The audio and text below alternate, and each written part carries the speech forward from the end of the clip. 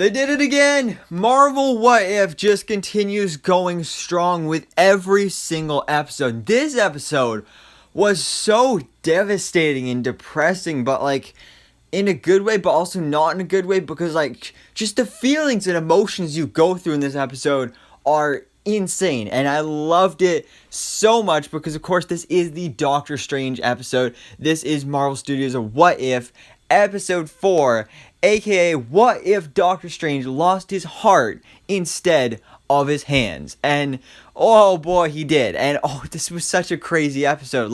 This is the thing about this episode, is that there wasn't anything going on here that I didn't already know about. There weren't any surprise cameos or appearances of last week's episode. We had Betty Ross and Hank Pym Yellowjacket and stuff like that.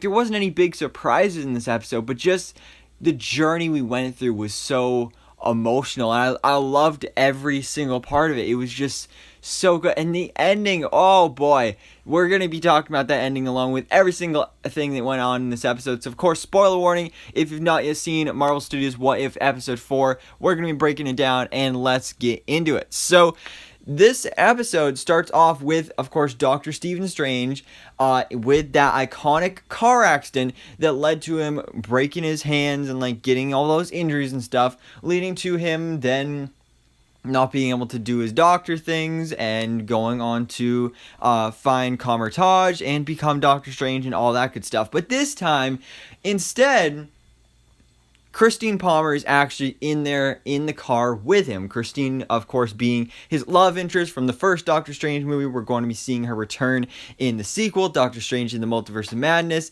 And so she is there in the car with him. And this time, during the car accident, he is not injured at all. Well, probably a little bit at least. But instead of losing his hands, he loses his heart. And Christine, she dies. And this hugely hits him in a huge emotional way, and then this is when he then decides to go seek out magic and time travel and all these powers, where then it plays out similar to how it did in the Doctor Strange movie. He learns these magical powers, defeats Dormammu, he becomes Sorcerer Supreme, all that good stuff. But this time, one night he is tempted by the Eye of Agamotto and travels back in time to prevent her death. But instead of that, he has to relive her death over and over again. No matter how many times he tries to prevent her death, he can't do it because her death is set in stone. It's something that cannot be reversed,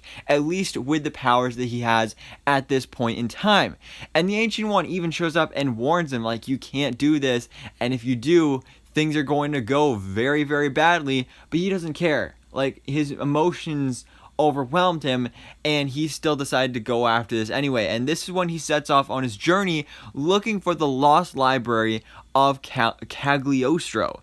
And that's where he actually meets Obang, who is the librarian of this library, very similar to the role we saw from Wong in the first Doctor Strange movie. And Doctor Strange finds this book that he's been looking for, and basically finds out that he has to absorb all these various creatures to earn the power to truly bring back Christine Palmer. And the first creature he actually summons is actually that same exact squid creature that we saw in the first episode of What If, that we saw Captain Carter battling at the end of that episode.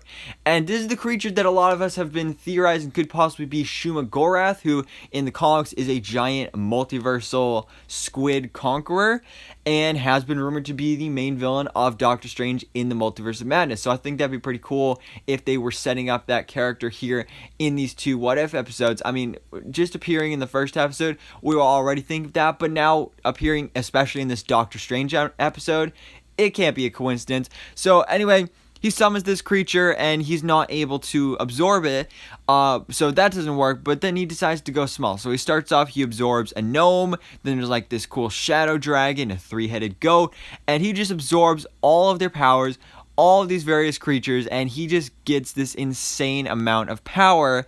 And then he even also gets his cool cape from a cool bug that he's like, nah, I'm not gonna eat a bug, that's just crossing the line.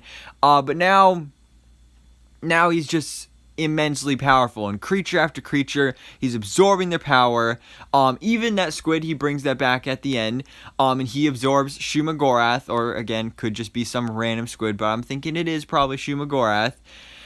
But we see that there's going to be some consequences from this, because first of all, time has passed, and now Obang got super old, and he dies, and obviously Doctor Strange didn't really know him that well, but still, this is another death that hits him pretty hard on this journey, and then on top of this, he finds out that he's not the only Doctor Strange in this universe, because in that scene earlier on in the episode, before Doctor Strange set off on his journey to find the lost library of Cagliostro, the Ancient One actually split his timeline into two for this universe, creating two separate Doctor Stranges. So now you've got the regular heroic Doctor Strange that's actually thinking straight, and then you've got this messed up psychological evil Doctor Strange, or as he's officially called on merchandise, Doctor Strange Supreme.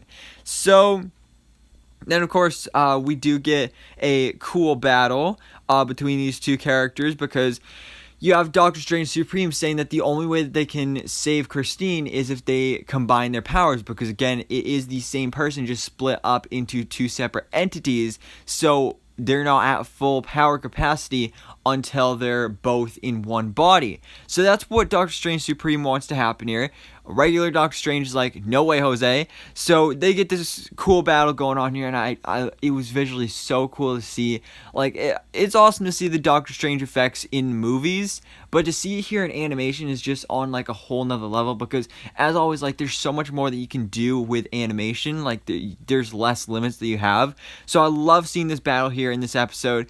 But we get this crazy ending that I was not at all expecting, because, you know, usually you expect like, oh, good guy's gonna win, the day's gonna get saved, but instead here, Doctor Strange Supreme absorbs and kills heroic Doctor Strange, and then he does indeed succeed with his goal and brings back Christine, but at this point in time, his body has now transformed into looking like a combination of all these various creatures that he has absorbed over time, and he's just this crazy monster. So Christine is actually afraid of him. Then he's able to morph back into regular Doctor Strange, but then the world is ending. This is something he was trying to prevent, but it didn't work and made things even worse. So he asks the Watcher for help. This was a great moment, because so far we've just seen the Watcher in the background just being the narrator and everything, but because of Doctor Strange being this character that can tap into the mystic arts, and especially with his power level in this episode, he's able to actually talk to the Watcher, and of course the Watcher's like, I can't interfere and all this stuff,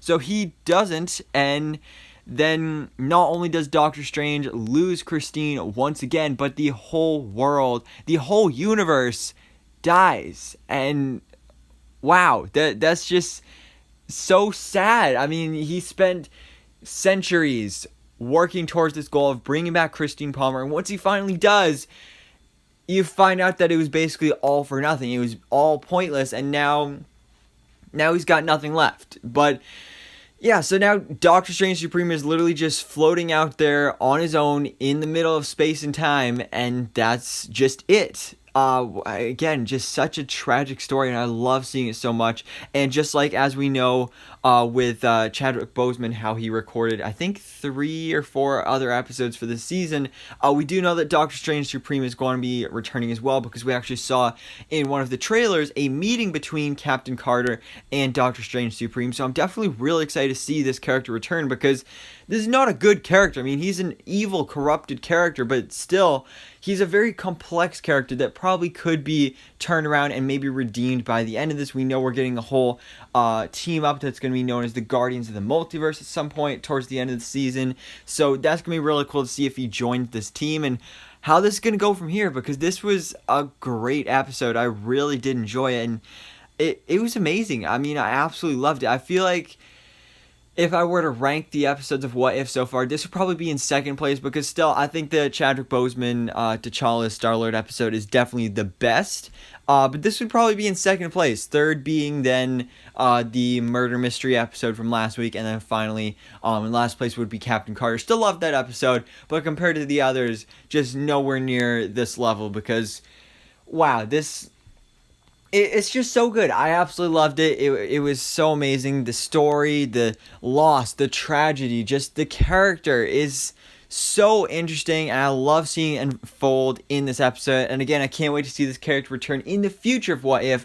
I have no idea what next week's episode is about, but I'm definitely excited to find out. But for now, guys, let me know your thoughts in the comments below. What did you think about Marvel Studios' What If Episode 4? What if Doctor Strange lost his heart instead of his hands? Let me know all your thoughts, theories, and predictions for the rest of this season, how he'll return, why he's teamed up with all these other characters, and all that good stuff. But for now, thanks so much for watching. Please drop a like if you enjoyed this video, and hit the subscribe button so I can keep a date on everything goes on in the Marvel life.